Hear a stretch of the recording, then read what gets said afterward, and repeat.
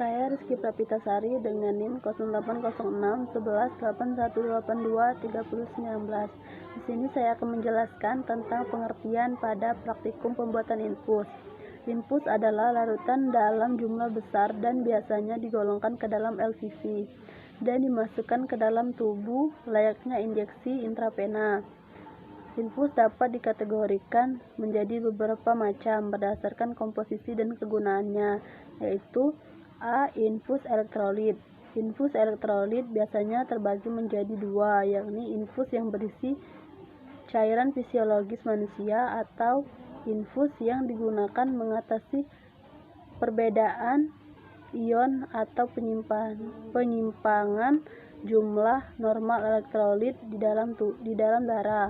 B. Infus karbohidrat. Infus karbohidrat adalah infus yang mengandung glukosa atau dektrosa yang cocok untuk sumber kalori dan umumnya digunakan untuk pasien yang mengalami kondisi hipoglikemi atau memenuhi kebutuhan glikogen atau otot rangka. C. Larutan irigasi. Larutan irigasi adalah larutan steril dalam jumlah besar atau 3 liter yang tidak digunakan secara intravena namun digunakan di luar sistem peredaran. D. Larutan dialisis peritoneal. Larutan ini diinjeksikan secara intraperitoneal dan digunakan untuk menghilangkan senyawa toksik yang secara normal diekspresikan di ginjal. Volume larutan dialisis peritoneal cukup besar, yakni 2 liter, dan umumnya digunakan dalam kasus keracunan atau gagal ginjal. E. Infus penambah darah. Infus ini adalah suatu sediaan larutan steril yang digunakan untuk menggantikan plasma darah yang hilang akibat peredaran darah, luka bakar, operasi, atau penyebab kehilangan darah lainnya. Terdapat tipe-tipe dari sediaan infus. Yang pertama, cairan hipotonik, osmolaritasnya lebih rendah dibandingkan serum. 2. Cairan isotonik, osmolaritas atau tingkat kepekatan cairannya mendekati serum, sehingga terus berada di osmolaritas. Cairannya mendekati serum sehingga terus berada dalam pembuluh darah. Bermanfaat pada pasien yang mengalami hipovolemi atau kekurangan cairan tubuh sehingga tekanan darah dapat terus menurun. Ketiga, cairan hipotonik, osmolaritasnya lebih tinggi dibandingkan serum sehingga menarik cairan dan elektrolit dari jaringan ke sel ke dalam pembuluh darah. Syarat-syarat infus. 1. Aman, tidak boleh menyebabkan iritasi jaringan dan efek toksis. 2. Jernih, berarti tidak ada partikel padat. Ketiga, tidak berwarna, kecuali obat memang berwarna. 4. Sedapat mungkin isohidris, pH larutan sama dengan pH darah dan cairan tubuh lain yakni 7,4. 5. Sedapat mungkin isotonis, artinya mempunyai tekanan osmosis yang sama dengan darah atau cairan tubuh yang lain. Tekanan osmosis cairan tubuh seperti darah, air mata, cairan lumbai dengan tekanan osmosis larutan NaCl 0,9%. 6.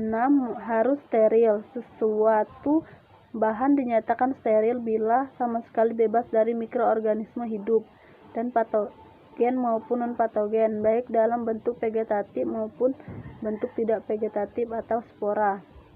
Bebas pirogen, karena cairan yang mengandung pirogen dapat menimbulkan demam. Nama saya Lili Atrix Triwani Nefreiser dengan NIM 08061981823130 dari praktikan steril 4C.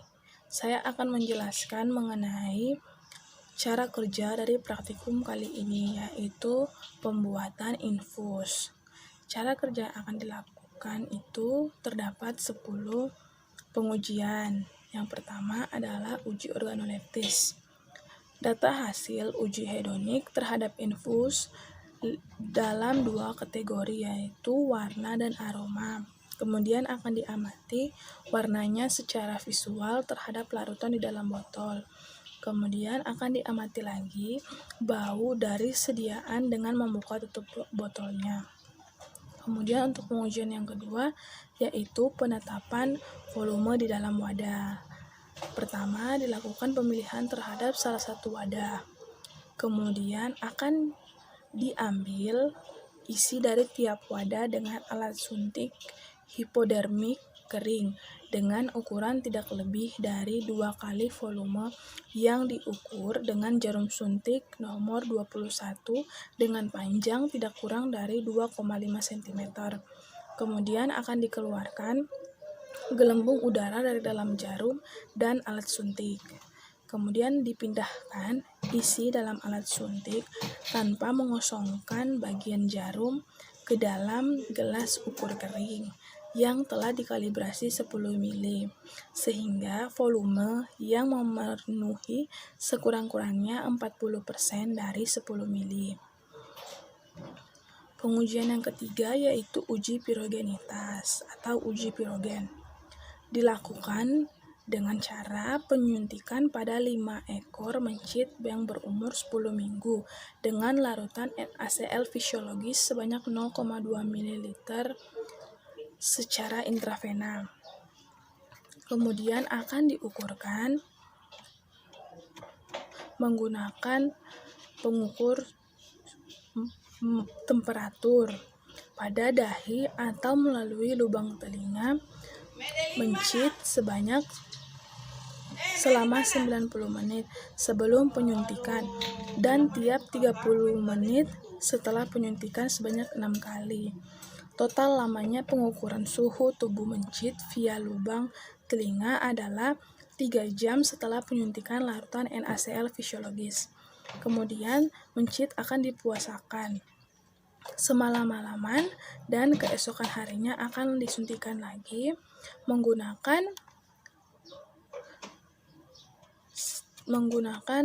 larutan sebanyak 0,2 ml per ekornya secara intravena dengan larutan antibiotik. Data hasil pengamatan. Yang pertama, uji organoleptis. Didapatkan hasilnya warna jernih, tidak berbau, dan tekstur cairan. Syaratnya harus berwarna jernih, tidak berbau, dan tekstur cairan. Uji organoleptis ini memenuhi syarat. Lalu yang kedua, pH. Didapatkan hasil 6, sedangkan syarat pH 7,5-9, uji pH tidak memenuhi syarat. Lalu yang ketiga, uji kualitatif. Hasilnya berwarna biru, sedangkan syarat juga berwarna biru. Jadi, uji kualitatif memenuhi syarat. Lalu yang keempat, uji kuantitatif. Hasil yang didapatkan 82,86%, sedangkan syarat 90-110%. Uji ini tidak memenuhi syarat. Lalu yang kelima, ada uji pirogenitas. Hasilnya 2,8 derajat Celcius, sedangkan syarat tidak melebihi 1,2 derajat Celcius. Uji ini tidak memenuhi syarat. Lalu kejernihan, hasil tidak jernih, sedangkan syarat tidak ada partikel melayang. Jadi uji ini tidak memenuhi syarat. Lalu uji kebocoran, hasil tidak ada kebocoran. Syarat juga tidak boleh ada kebocoran.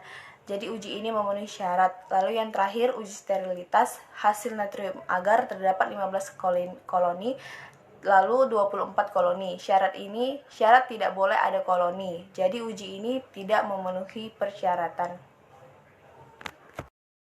Adapun kesimpulan yang bisa diambil dari praktikum kali ini yaitu pertama, perbedaan antara infus dengan sediaan parental lainnya yaitu infus menggunakan kantong besar di mana volumenya lebih banyak. Lalu infus menggunakan tiang penyangga untuk menyangga kantong. Lalu infus menggunakan selang untuk menghubungkan kantong dengan jarum. Serta jarum lebih lama berada dalam tubuh dikarenakan volume yang lebih banyak. Yang kedua yaitu infus harus isotonis. Hal ini dikarenakan jika larutan hipotonis, maka sel darah akan mengkerut. Sedangkan jika larutan hipertonis, maka sel darah akan pekat.